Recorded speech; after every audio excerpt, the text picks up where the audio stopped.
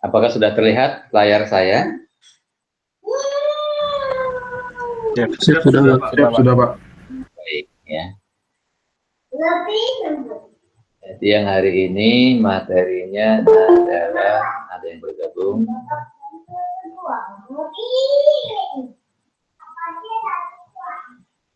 Ya, sudah komplit sekarang ya.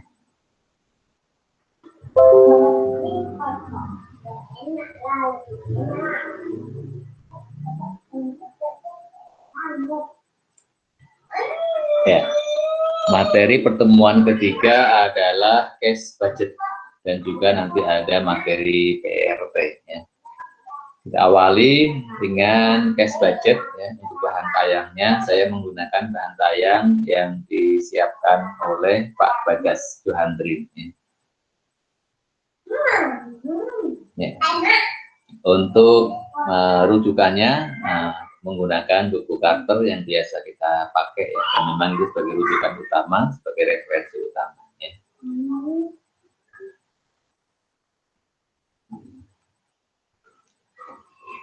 Ya, jadi kita ya pada pertemuan ketiga ini akan membahas mengenai cash budget, anggaran kas ya. Apa yang akan dibahas meliputi ya pengertian anggaran kas, kemudian manfaatnya apa, kemudian bagaimana menyusunnya, kemudian bagaimana penerapannya ya. Baik di perusahaan manufaktur maupun non manufaktur maupun yang non profit ya.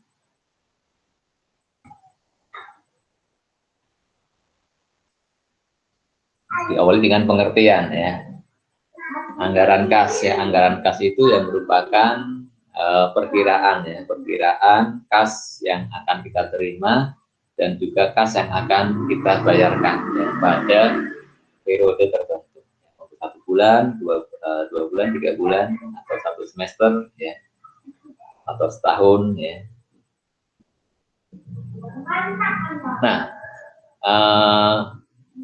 ya karena kas adalah sebagai alat pembayaran ya, alat pembayaran ya, sehingga kas memiliki peran yang sangat penting ya, terutama ya kalau kita kan membayar ya, membayar memerlukan kas ya. Sehingga untuk operasional perusahaan ya harus dipastikan bahwa kita memiliki kecukupan kas ya. Dan supaya kita bisa memastikan bahwa kas kita akan cukup ya, kita harus buat anggarannya ya, harus dibuat estimasi kita akan menerima berapa, akan mengeluarkan kas, akan perlu kas berapa ya. Kalau memang kurang ya dicarikan solusinya. Ya. Tapi masih pakai handphone. Ya, jadi ya ada kalanya ya di satu periode tertentu, di 1 bulan tertentu penerimaannya banyak ya, tetapi nanti di bulan yang lain itu pengeluarannya yang banyak ya, yang banyak pengeluarannya ya. Maka supaya tidak sampai terjadi, kalau banyak penerimaan sih tidak masalah ya, yang menjadi masalah adalah ketika sedang banyak pengeluaran. Ini yang perlu direncanakan ya, supaya pada periode ketika kita banyak memerlukan pengeluaran kas, uangnya juga tersedia. Ini yang perlunya anggaran kas.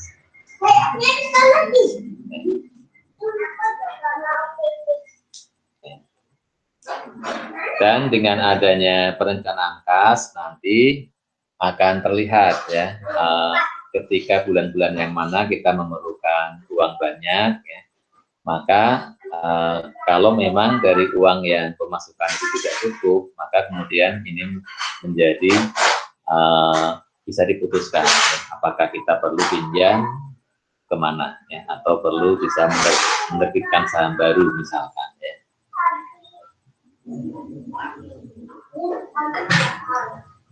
Kemudian manfaatnya apa ya?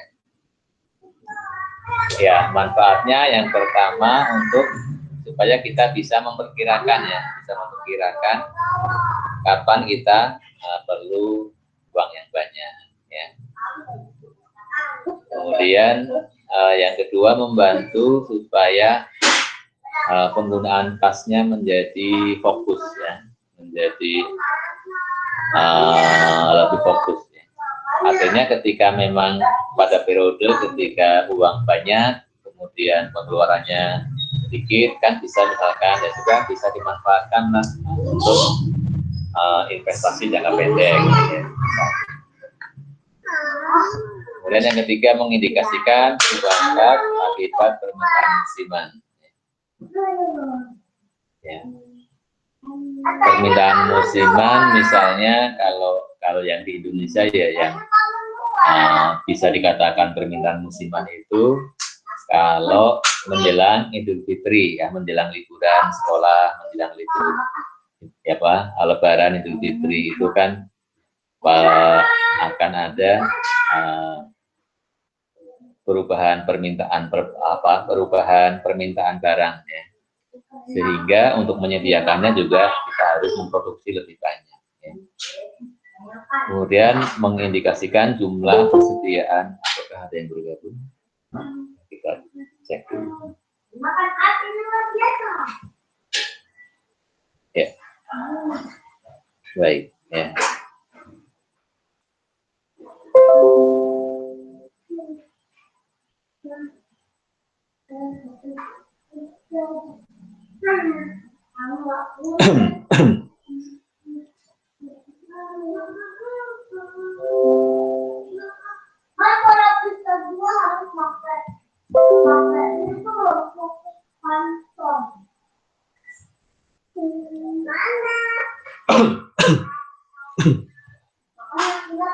Kemudian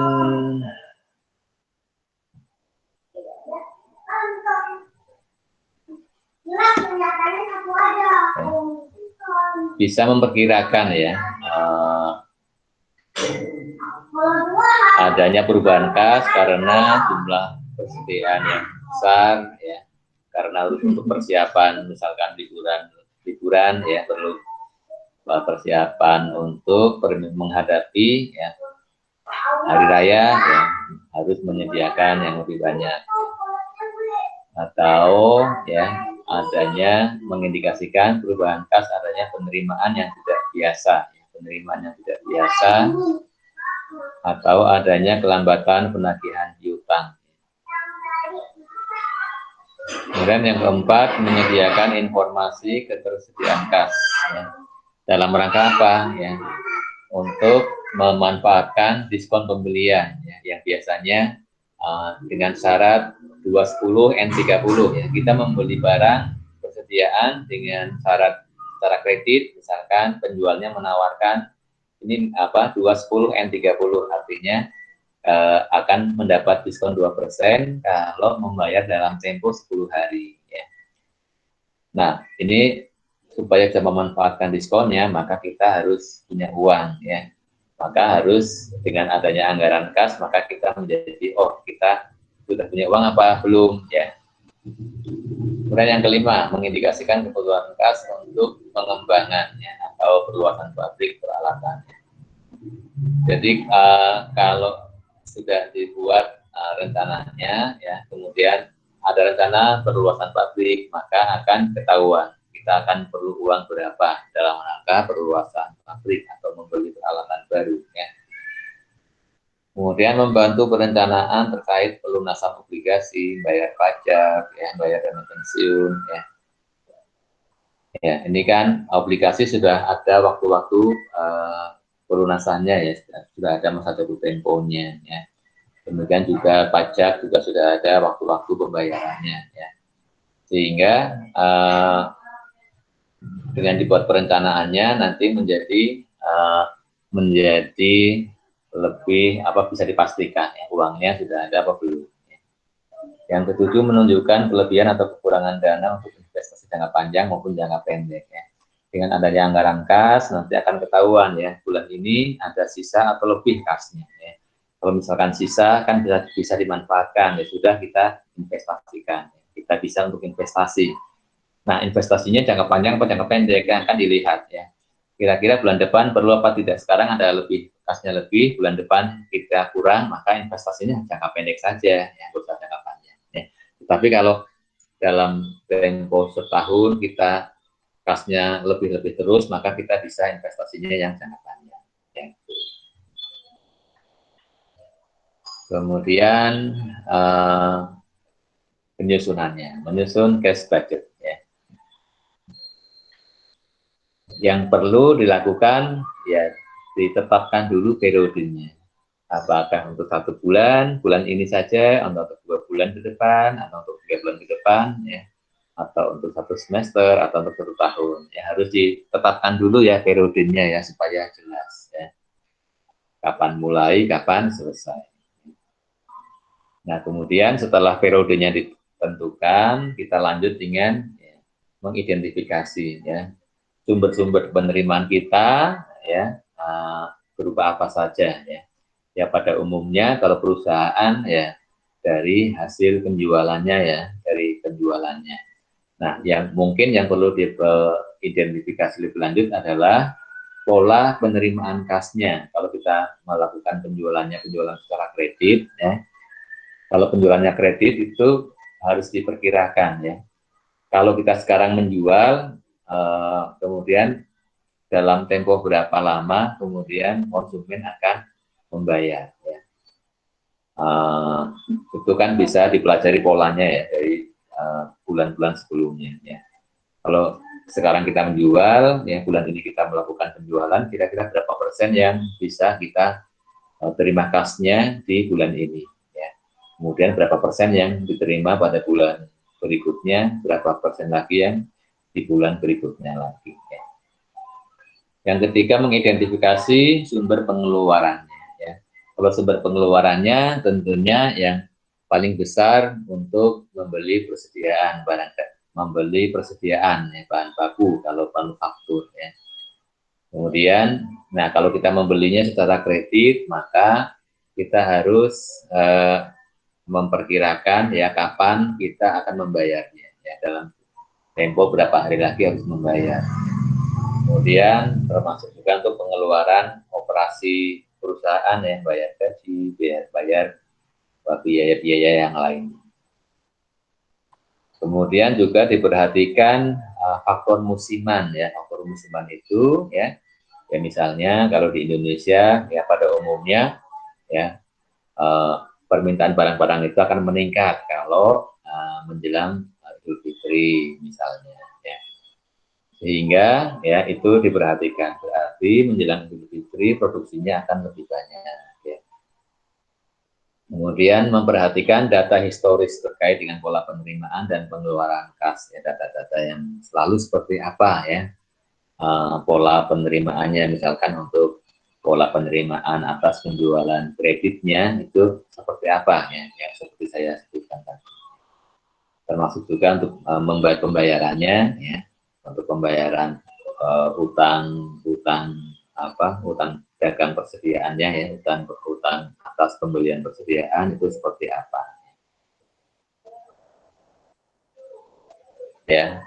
Sehingga ya prinsipnya adalah ya untuk bisa menyusun cash budget yang baik, maka ya kita ya penyusunnya harus sangat paham ya dengan aktivitas organisasi yang kita susun cash budgetnya, sumber penerimaannya, sumber pengeluarannya, ya pola penerimaannya, pola pengeluarannya, ya dan yang lain-lain.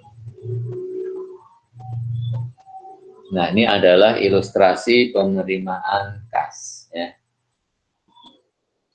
Ini ilustrasi penerimaan kas. Di sini ya sudah dipelajari mengenai pola penerimaan ya, pola pelunasan kredit ya, pola pelunasan kreditnya. Kemudian ada juga data penjualan kreditnya. Kita lihat dulu data penjualan kreditnya ya. Penjualannya dilakukan secara kredit ya. Secara kredit, kemudian di bulan Januari misalkan ada penjualan $400.000. Kemudian ini sebelumnya ya, di bulan Desember, yaitu bulan sebelumnya 385.000, November 420.000, Oktober dan juga September ada data-data penjualan secara kredit. Kemudian berdasarkan ya data-data yang lalu, maka pola pelunasan penjualan kita ya oleh para pelanggan itu seperti ini ya. Pelanggan akan melunasi pada bulan terjadinya penjualan. Sebanyak berapa? Sebanyak 10,8% ya, dari total penjualan. Dari total penjualan selama sebulan, maka sebesar 10,8% akan dilunasi pada bulan tersebut, pada bulan yang bersangkutan. Kemudian yang selebihnya akan kita terima pelunasannya setelah bulan selebihnya, bulan selanjutnya. Ya. Dan ini juga ada rinciannya, ya. Akan dilunasi pada bulan pertama setelah bulan penjualan. Ya. Untuk penjualan bulan Januari berarti yang akan diterima di bulan Februari sebanyak 77,4%. Ya. Kemudian akan diterima di bulan berikutnya lagi, di bulan, kalau penjualan Januari berarti akan diterima di bulan Maret, akan diterima di bulan Maret, ya, di bulan kedua setelah penjualan 6,3%. Kemudian 2,1 akan diterima di bulan ketiga setelah bulan penjualan, 1,2 di bulan keempat setelah bulan penjualan. Kemudian, kita juga menawarkan apa? Menawarkan cash diskon, ya. Menawarkan cash diskon sebanyak berapa? 1,2%. Ya. Atau mungkin cash diskonnya yang ditawarkan mungkin lebih dari ini, tetapi rata-rata cash diskon yang diambil nilainya adalah sebesar 1,2% dari total penjualan. Ya. Dan ya dari penjualan yang kita lakukan ya secara kredit ya, ada yang akan menjadi uncollectible account, ya. Ada yang kita perkirakan tidak akan tertagih sebesar 1%. 1%-nya tidak akan tertagih. Hingga totalnya berapa? Ya, totalnya ya sudah komplit 100%. Ya. Nah, ya kalau sudah ada data seperti ini sih kita tinggal menyusun saja ya. Yang sulit adalah memperkirakan ini. Ya. Jadi polanya seperti apa, ini yang kita perlu melakukan analisis ya terhadap data-data historis, data-data yang lalu seperti apa nih pola pelunasan piutang kita ya. Ternyata didapatkan seperti ini ya. Ini yang prosesnya lama adalah proses untuk mendapatkan angka-angka ini ya, yaitu melalui penelitian terhadap data-data penjualan yang dulu-dulu ya.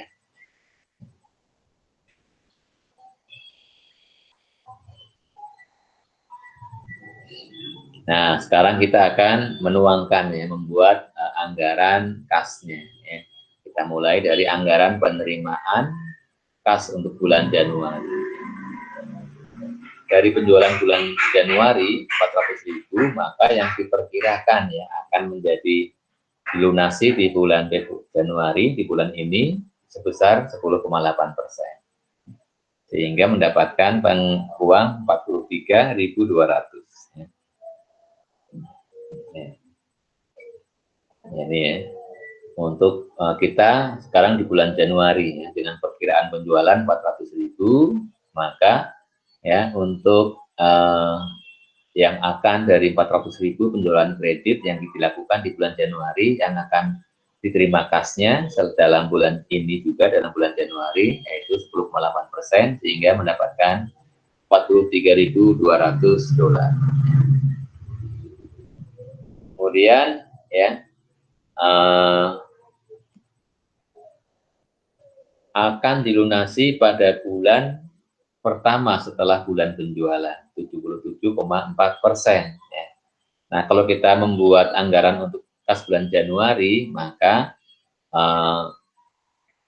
yang akan di piutang kita yang akan dilunasi di bulan Januari, ya piutang dari bulan Desember, ya piutang atas penjualan kredit di bulan Desember sebesar 385.000 yang akan dilunasi di bulan Januari, ya, yaitu bulan pertama setelah penjualan, ya, sebesar 77,4%. Berarti kita di bulan Januari akan menerima kas dari pelunasan piutang yang timbul di bulan Desember sebanyak ya 297.990.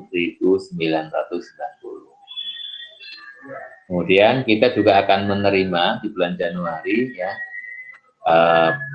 pengumpulan piutang, ya pelunasan piutang dari bulan November, ya.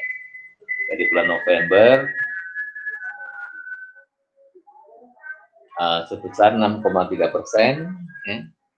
Kemudian dari bulan Oktober kita akan menerima sebesar 2,1%, ya, dikalikan dengan nilai penjualan kredit bulan Oktober.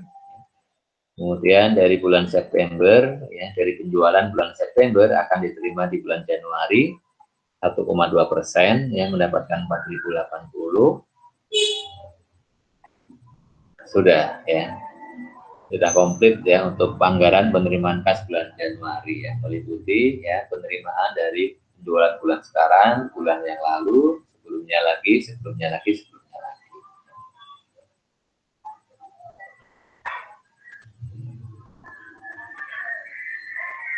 Nah, sekarang kita ke pengeluarannya, ya. Perkiraan pengeluaran kas. Ya. Misalnya ya pembelian yang dilakukan ya terjadi merata sepanjang periode, ya sepanjang bulan, ya sepanjang terjadinya merata, ya ini asumsi ya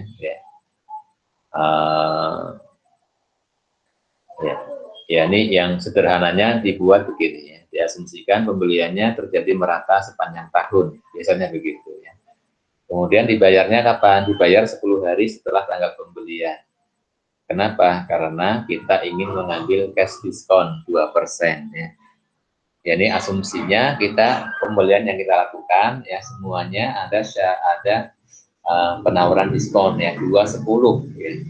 Artinya bisa mendapat diskon 2% kalau membayar dalam waktu 10 hari. Dan ya dalam prinsip manajemen kas ya, cash management, maka prinsip yang dipakai adalah kita menahan uang selama mungkin ya di tangan kita. Ya. Artinya kalau kita mau untuk penerimaan uang kita usahakan secepat-cepatnya bisa masuk. Ya. Tapi kalau untuk kita membayar tahan-tahan ya sampai di titik akhir ya. Prinsipnya begitu ya. Nah kalau untuk yang penawaran diskon 210 misalkan 210 ya, M30 misalnya. Artinya kan diskon mendapat diskon 2% kalau kita bayar dalam jangka waktu 10 hari. Ya. Kita membeli barang sekarang ya. Kalau dibayarnya besok hari pertama, maka kita dapat 2%. Dibayar besoknya lagi hari kedua dapat juga 2%. Dibayar ke hari ke-10 dapat juga 2% diskon. Maka pilihannya apa? Ya, maka manajer kas, manajer keuangan akan bilang, ya saya akan bayar hari ke-10 ya. Sama-sama mendapat diskon 2%, tetapi dipilihnya di hari yang terakhir ya. Kenapa? Ya karena selama 10 hari itu kan uangnya bisa dimanfaatkan untuk hal yang lain dulu ya. Atau katakanlah bisa dulu diinvestasikan dalam jangka pendek ya, dibelikan saham ya yang kita kira akan harganya mengalami kenaikan, sehingga 10 hari ke depan kita jual, harapannya harga sahamnya sudah naik ya. Sehingga kita untung 2 kali. Yang pertama untung atas kenaikan harga saham yang kita beli, yang kita jual lagi, kemudian keuntungan dari 2% diskon ya. Itu adalah prinsip manajemen keuangan. Kemudian pembelian ya, jadi pembeliannya merata sepanjang tahun. Kemudian pembelian bulan Desember 200.000 dan untuk bulan Januari sekarang 130.000.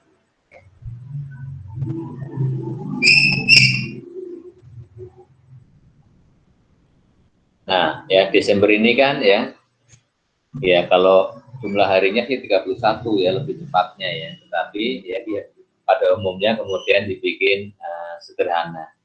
Untuk 1 bulan ya anggap saja jumlah harinya 30 ya. Setiap bulan begitu ya supaya untuk memudahkan perhitungan.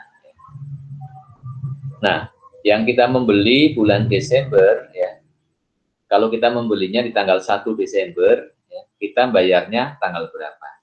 Kalau membeli tanggal 1 dibayarnya 10 hari kemudian. Berarti tanggal 11 ya. Kalau kita membelinya tanggal 2 Desember dibayar tanggal 12 ya. Kemudian dan seterusnya ya sampai dengan kita membeli tanggal 20. Kalau membeli tanggal 20 dibayarnya tanggal 30 Desember ya. Kemudian membeli tanggal 21 Desember. Kalau 21 Desember membayarnya berarti di tanggal 31 ya. Ya, karena diasumsikan dalam sebulan ada 30 hari, maka pembelian yang tanggal 21 maka akan dibayarkan di tanggal 1 Januari ya. Ini pakai asumsi ya. Asumsinya adalah 1 bulan 30 hari kerja, katakanlah begitu ya. Atau supaya menyederhanakan perhitungan ya setiap bulan kita anggap 30 hari. Berarti mulai pembelian tanggal 21 akan dibayarkan di bulan Januari ya. Berarti mulai tanggal 21 yang 22 tentunya juga akan dibayarkan di 2 Januari ya. Sampai dengan tanggal 30. Jadi dari tanggal 20 sampai tanggal 30 pembeliannya akan dibayarkan di Januari. Berarti pembelian bulan Desember yang akan dibayarkan di bulan Januari sebanyak berapa bagian? Sebanyak 10 pembelian untuk 10 hari. Ya, pembelian untuk 10 hari di 10 hari akhir di bulan Desember akan pembayarannya akan jatuh di bulan Januari ya. Nah, kemudian yang bulan Januari ya kita kan membelinya tiap hari melakukan pembelian, asumsinya begitu ya. Untuk memudahkan perhitungan, asumsikan ada pembelian seperti itu tiap hari. Jadi tanggal 1 Januari kita membeli, dibayarnya tanggal berapa? Tambah 10, tanggal 11. Ya. Kalau tanggal 2, tanggal 12. Tanggal 3, tanggal 13. Dan seterusnya ya. Sampai dengan tanggal 20 Januari. Sampai dengan tanggal 20 Januari akan dibayarkan di tanggal 30 Januari. Nah, untuk yang 21 Januari, maka bayarnya 10 hari berikutnya di 1 Februari ya. Di tanggal 31, tetapi di sini diasumsikan kita Januari hanya 30. Sehingga yang 21 nanti jatuhnya membayarnya di 1 Februari ya. Nah, sehingga ya untuk pengeluaran kas atas pembelian kredit ya dilakukan yang dibayarkan di bulan Januari adalah untuk pembelian ya yang dilakukan di bulan Desember ya untuk 10 hari terakhir di bulan Desember dan untuk 20 hari awal bulan Januari ya. Sehingga berapa ya nilai pengeluaran kasnya.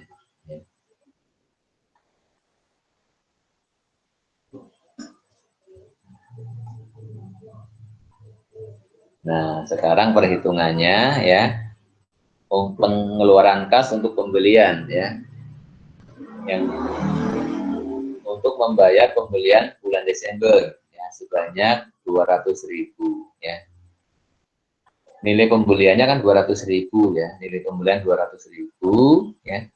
Kemudian ya kita kan selalu membayar pada periode diskon ya sehingga ya yang kita bayarkan akan dikurangi diskon 2% ya 200.000 dikurangi diskon 2%. Nah, yang kita bayarkan di bulan Januari adalah 10 hari ya 10 hari terakhir bulan Desember. Berarti ya yang dibayarkan nilainya sebesar 10 per 30 ya. Sama dengan 65.333. Dan kita juga membayar pembelian bulan Januari ya. Pembelian bulan Januari berapa? Nilainya 130.000 ya. 130.000 kita juga selalu dapat diskon diskon 2%, ya, kita kurangi diskon 2%, kemudian dikalikan 20 hari yang kita bayarkan, ya. 20 hari yang kita bayarkan di bulan Januari, dikalikan 20/30, yaitu 84.933. Sehingga ya, untuk membayar pembelian bulan Januari totalnya berapa? 150.260.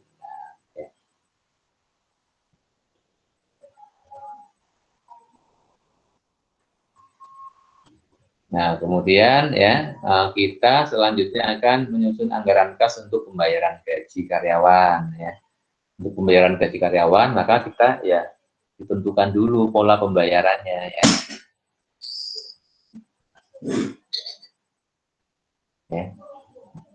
Jadi untuk bayar gaji karyawan, ya, apakah gaji bulan Januari langsung dibayarkan bulan Januari semuanya, atau kalau karyawan sih bagusnya begitu, ya, ya, bulan karyawan selesai bekerja ya langsung dibayarkan. Ya, kemudian bayar bunga utang, ya. Kemudian pembayar pengeluaran yang lainnya, ya, ya kita cek dulu, ya, pola pembayarannya seperti apa, ya, pola pembayarannya seperti apa. Kemudian ya kita tuangkan dalam, ya, anggaran kas. Nah, jangan lupa juga ya, ada pengeluaran yang sifatnya musiman, ya, tidak rutin, seperti tunjangan hari raya, ya. Kemudian bayar pajak tahunan, ya, atau kemudian ya yang tadi ya, yang ada siklus musiman, ya. Kalau di menjelang Idul Fitri ada volume penjualannya naik sehingga produksinya juga harus ikut dinaikkan. Nah, kemudian ya yang lengkapnya seperti apa, ya, anggaran kas bulan Januari, ya. Nah, ini yang sudah komplit, ya. Jadi tanggal 1 ini, ya, nama perusahaan, ya, laporannya adalah cash budget, ya, untuk periode bulan Januari. Diawali dengan saldo awal, ya. Saldo awal kas Januari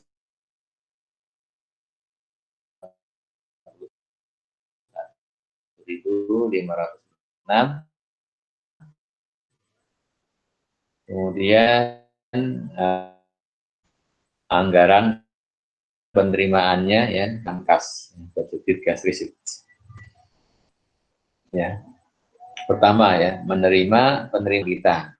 Ya, sudah kita hitung tadi, totalnya 379.290. Kemudian untuk kita juga akan menerima dividen income dan juga interest income dengan total 9.000.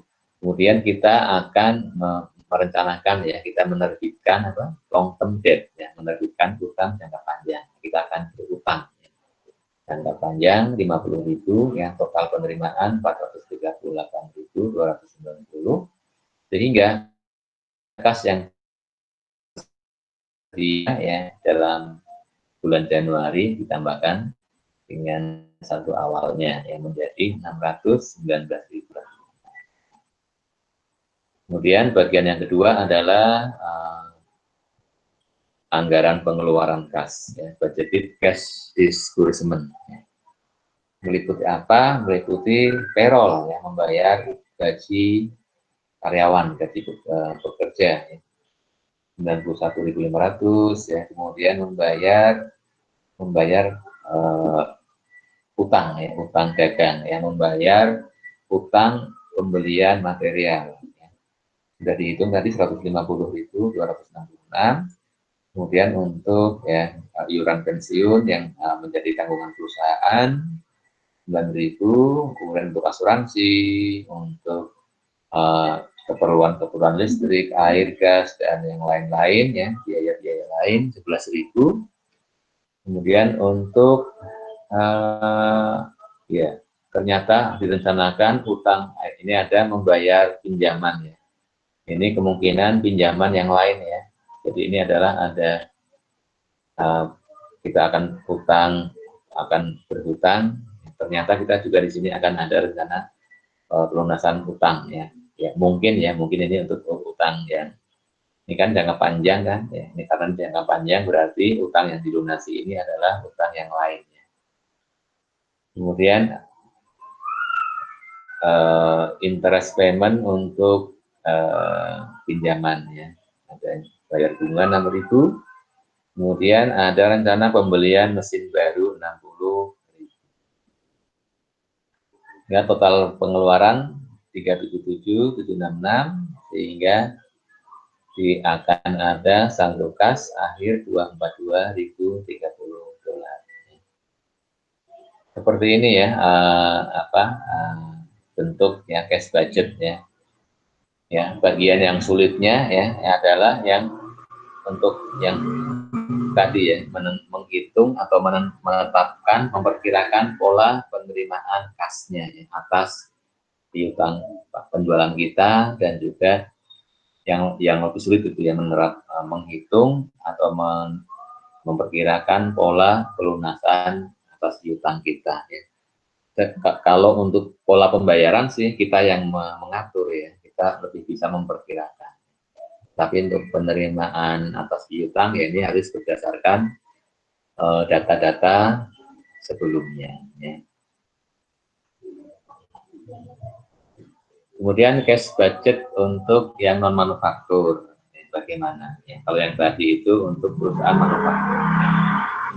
Untuk perusahaan non manufaktur seperti perusahaan dagang ya, kantor jasa akuntan ya, jasa hukum ya, ada layanan kesehatan ya, atau berupa bank ya, atau perusahaan yang lainnya ya. Apakah bisa menggunakan cash budget yang seperti yang sudah kita susun ya? Jawabannya iya, bisa, simpel saja ya. Jadi semuanya bisa menggunakan cash budget seperti yang kita susun ya. Tinggal disesuaikan dengan ya penerimaannya apa, pengeluarannya apa. Termasuk juga yang non profit ya, yang non profit juga ya bisa menggunakan cash budget yang seperti yang kita susunkan. Prinsip penyusunannya juga sama ya, yaitu apa? Yaitu dengan memperhatikan aktivitas perusahaan ya. Aktivitas perusahaan itu dia mendapatkan penerimaan sumbernya apa saja ya, pengeluarannya untuk apa saja ya. Dan juga kita memperkirakan ya pola-pola pembayaran dan pola-pola penerimaan uang menggunakan apa? Berdasarkan data historis ya.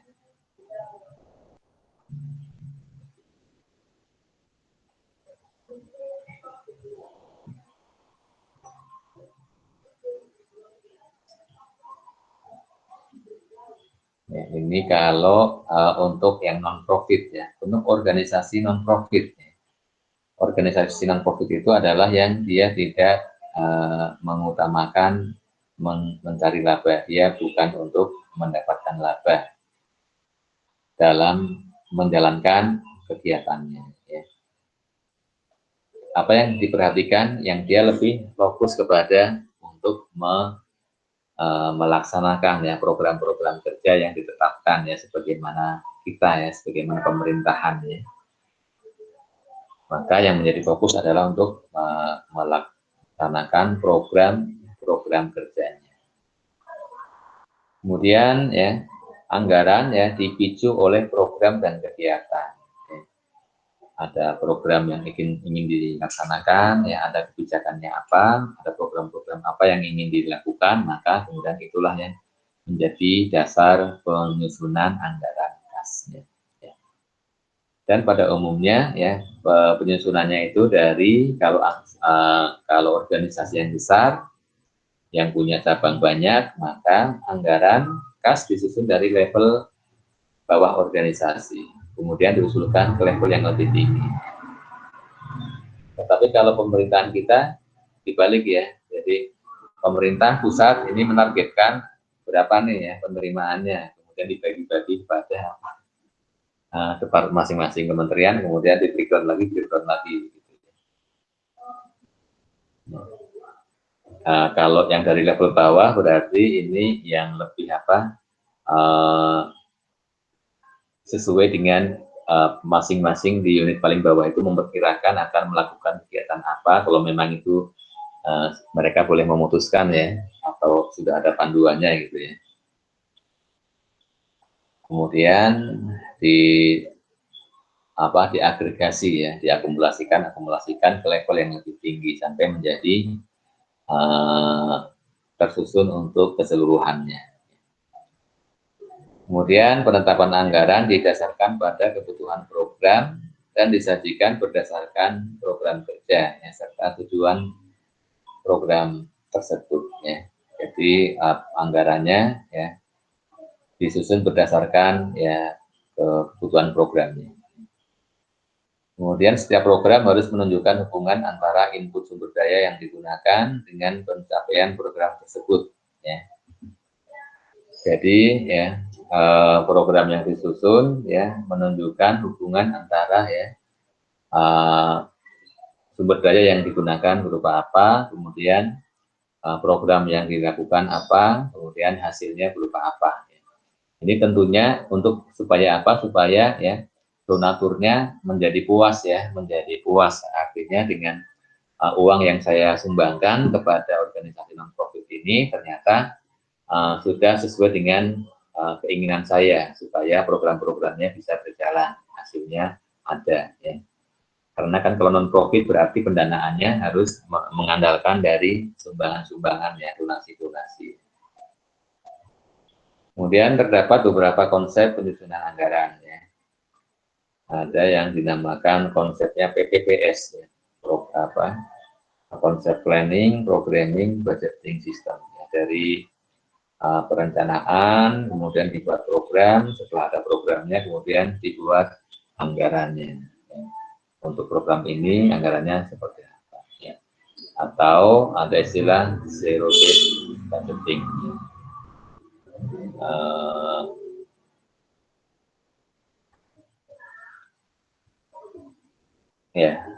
Kemudian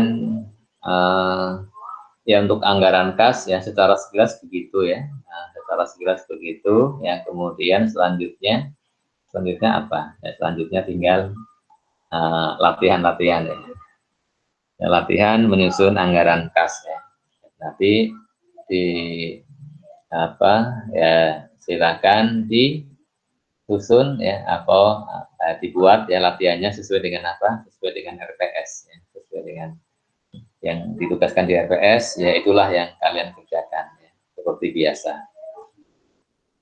Baik ya, seperti itu untuk materi cash budget ya. Kemudian rekamannya akan saya stop dulu ya, supaya nggak terlalu panjang.